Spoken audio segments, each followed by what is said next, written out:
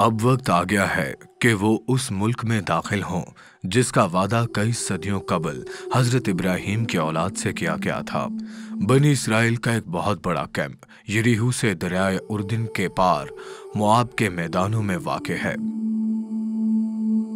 وہ میرے بجائے حضرت یشوع کی قیادت میں ملک میں داخل ہوں گے۔ میں نے اپنی قیادت پہلے ہی ان کے حوالے کر دی تھی اور بنی اسرائیلی پیروی کرنے پر راضی تھے۔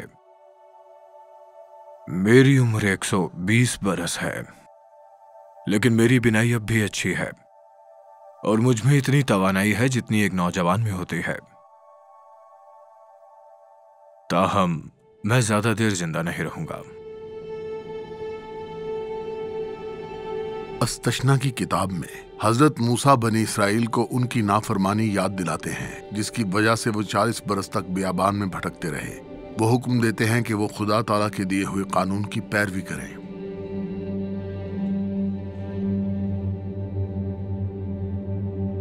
میں جانتا ہوں میرے مرنے کا وقت قریب ہے کیونکہ خدا تعالیٰ مجھے ارض موعودہ میں داخل نہیں ہونے دیں گے۔ میں طاقتور نبی تھا جس نے خدا تعالیٰ کے منتخب کردہ رہنما بننے کی پوری کوشش کی، لیکن ایک دفعہ میں نے خدا تعالیٰ کی بے حرمتی کی ان کے تمام لوگوں کے سامنے۔ میں نے گناہ کیا خدا تعالیٰ کی ان کے لوگوں کے سامنے بے عزتی کر کے۔ خدا تعالیٰ نے مجھے بتایا کہ چٹان میں سے معجزانہ طور پر پانی کیسے نکالا جائے، لیکن میں نے ان کی ہدایات پر عمل نہ کرنے کا فیصلہ کیا۔ بالکل نہیں۔ غرور بھری نافرمانی کی ایک بڑی قیمت ہے۔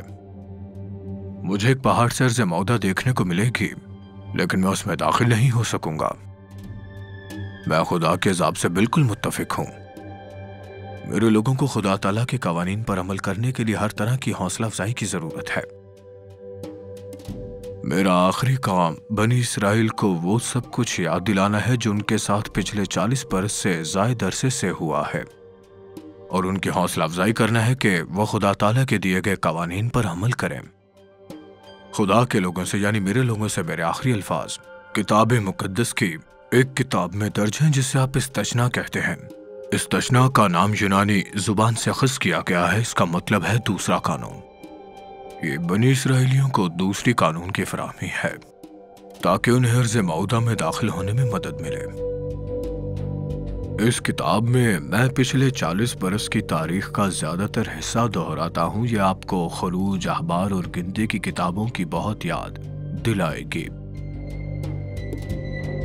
میں نے لوگوں سے اپنی تقریر کا آغاز کیا، یہ یاد دلاتے ہوئے کہ انہوں نے رہنما کا انتخاب کیا تھا تاکہ ان کی رہنمائی اور احتساب کرنے میں اپنی مدد کر سکوں۔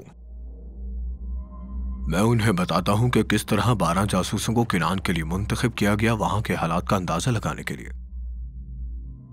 کس طرح انہوں نے خدا کی پیروی کرنے اور ملک فتح کرنے سے انکار کر دیا۔ ان کی بغاوت کی سزا یہ تھی کہ وہ 40 برس تک بیابان میں پھنسے رہے جب تک کہ لوگ مر نہ جاتے۔ کالب اور حضرت یشوع کے سوا سبھی وہ واحد جاسوس تھے جو خدا کی پیروی کرنا اور ملک فتح کرنا چاہتے تھے۔ میں انہیں یاد دلاتا ہوں کہ خدا تعالیٰ 40 برس تک ان کی کفالت میں وفادار تھے، لہٰذا ان کے پاس کسی چیز کی کمی نہ تھی۔ 40 برس بعد خدا تعالیٰ نے بسن اور حبسو کے بادشاہوں کو شکست دینے کے بعد ان سب لوگوں کو موآب کے میدان میں کیسے پہنچایا؟ کس طرح ہم نے اردن کے مشرق کی طرف جد، روبن اور منسی کے قبائل میں تقسیم کیا۔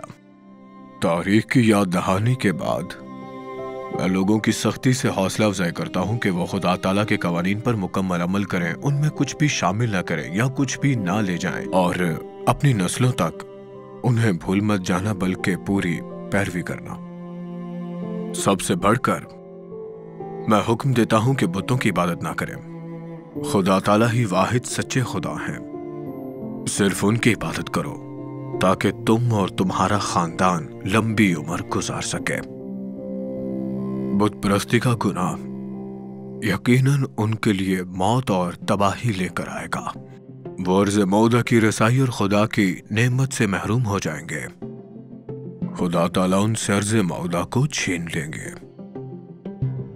میں جانتا ہوں کہ اس نسل نے خدا تعالیٰ کی عظمت کو اپنی آنکھوں سے دیکھا ہے، لیکن فکر ہے کہ آنے والی نسلیں خدا تعالیٰ کی عظمت کے قائل نہیں ہوں گی۔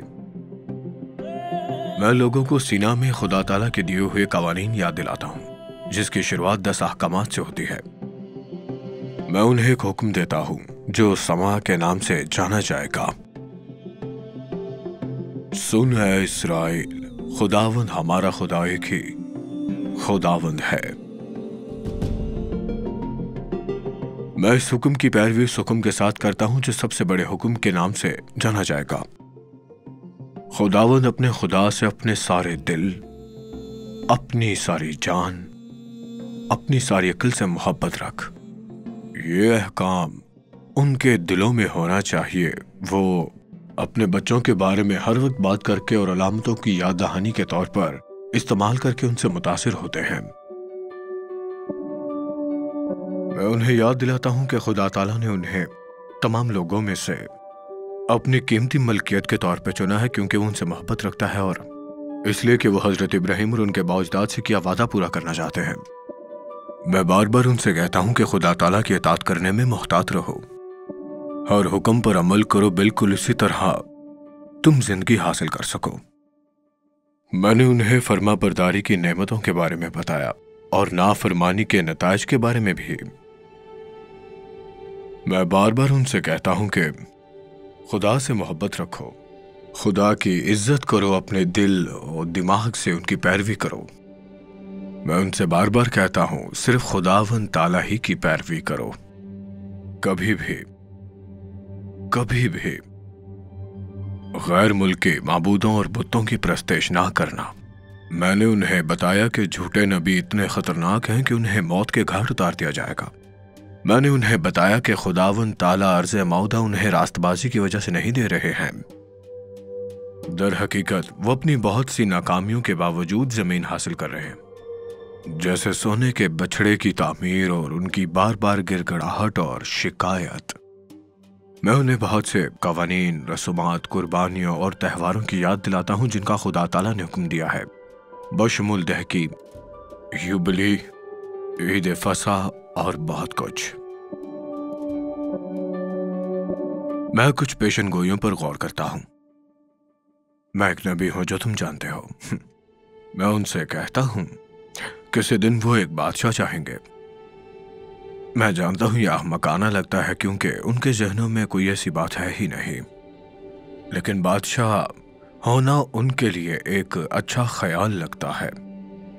جب وہ ایک بادشاہ انتخاب کرتے ہیں تو میں ان سے کہتا ہوں بادشاہ اس کو مقرر کریں جسے خدا نے چنا ہے، اور وہ ایک اسرائیلی ہونا چاہیے۔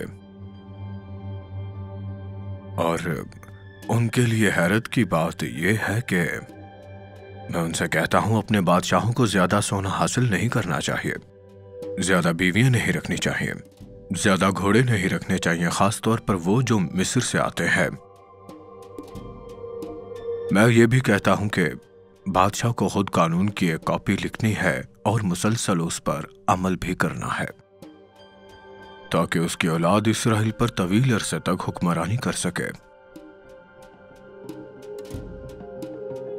بادشاہ حضرت سلیمان کو ان تمام قوانین کی خلاف ورزی کرنے پر زیادہ وقت نہیں لگے گا کہ ان بنی اسرائیلیوں کو قانون کی ایک کاپی بھی نہیں ملے گی۔ نتیجتاً زیادہ دیر نہیں لگے گی کہ بنی اسرائیل اپنی زیادہ تر زمین کھو دیں گے اور حضرت داؤد کی اولاد حکمرانی نہیں کرے گی۔ میں یہ بھی پیشن گوئی کرتا ہوں کہ خدا تعالیٰ مجھ جیسے نبی کو اٹھائیں گے۔ یہ کرنا آسان ہے کیونکہ خدا تعالیٰ نے خود مجھ سے کہا تھا کہ وہ ایسا کریں گے۔ یہی وجہ ہے کہ جناب مسیح کے دور کے لوگ حیران ہوں گے کہ کیا جناب مسیح وہ نبی تھے۔ میں انہیں مختلف قوانین اور ضوابط اور ان کے طرز عمل کی بنیاد پر انعامات، نتائج اور سزاؤں کی یاد دلاتا رہتا ہوں۔ میں نے ہمیشہ ایسا کیا ہے۔ میں خدا تعالیٰ اور اسرائیل کے درمیان عہد کو دہراتا ہوں۔ میں انہیں یاد دلاتا ہوں کہ عہد اور اس کے تمام قواعد و ضوابط پر عمل کرنا ان کی استطاعت میں شامل ہے۔ میں ایک بار پھر انہیں انعامات کے بارے میں بتاتا ہوں جو ان کو ان کی فرما برداری کے بعد ملیں گے۔ جب میں اپنی بات ختم کرتا ہوں तो हजरत यशवा को अपना जानशीन मुकर्रर करता हूँ। मैं कवानीन लिखता हूँ और इसराइल के रहनुमा पर इल्जाम लगाता हूँ कि वो इन कवानीन पर अमल करें और उनकी औलाद भी ऐसा ही करेगी। मैं उनसे कहता हूँ कि इस मुआहदे की अहद के संदूक के जरिए कॉपी रखें और उसको वहीं रखें। मैं सोचता हूँ मेरे अल्फाजों का मेरे लोगों पर तवील मुद्दती असर पड़ेगा, लेकिन खुदा ताला ने यह उम्मीद बहुत जल्द खत्म कर दी। वो मुझे बताते हैं लोग बहुत जल्द खुदा ताला से बगावत करेंगे और गैर मुल्की माबूदों की इबादत करेंगे। वो मेरे जरिए लोगों को एक गीत सिखाते हैं जो उनके खिलाफ गवाही देगा जब वो हैरान होंगे कि अब उन्हें खुदा ताला की नेमतें क्यों नहीं मिल रही हैं। मैं लोगों को एक तवील बरकत देता हूँ। आखिरी बार मैंने उन्हें बताया कि कवानीन बेकार अल्फाज नहीं हैं बल्कि उनकी जिंदगी है। जिंदगी, खुदा ताला का कलाम जिंदगी है। जानता हूं कि आप एक ऐसे वक्त में रहते हैं जब बहुत से लोग किताब मुकद्दस को मुतलका या सच्चा नहीं समझते हैं, लेकिन मैं आपको एक ही बात बता रहा हूं, खुदा का कलाम जिंदगी है। मैं तैयार हूं। मैंने अपने पूरे दिल से खुदा ताला की खिदमत की है, लेकिन मैं वाकई सख्त दिल बागी इब्रानियों के साथ काम करने के लिए तैयार हूं। वो सब मेरे लिए बहन भाई हैं और मैं उनसे मोहब्बत रखता हूं, मगर मैं थक चुका हूं। मेरी जिंदगी खत्म हो गई है। आज दोपहर में कोहे नबू पर चढ़ूंगा। मेरे पास अब भी एक नौजवान आदमी जैसी तवानाई और बीनाई है। अच्छी बात तो यह है खुदा ताला मुझे इस पहाड़ से पूरा अर्ज़ मौदा दिखाने वाले हैं। मैं इस वादाशुदा सरजमीन को मगरिब में बहीरा रोम, शुमाल में दान, जनूब में नशेब तक देखूंगा। मैं बहीरा मुर्दार और यरीहू को भी देखूंगा। जरा सोचिए कि मैंने अपने लोगों को अर्ज़ मौदा हासिल करने के लिए कई बरसों तक काम किया है और अब उसका फायदा उठाने जा रहे हैं। इससे बेहतरीन नहीं हो सकता। जी हां, मैंने बरसों से खुदावंद को अपने आमने सामने जाना है। ऐसा करने वाला वाहिद नबी। फिर एक ऐसी जगह जिसके बारे में कोई ना जान सके। खुदा ताला मुझे खुद दफन कर देंगे।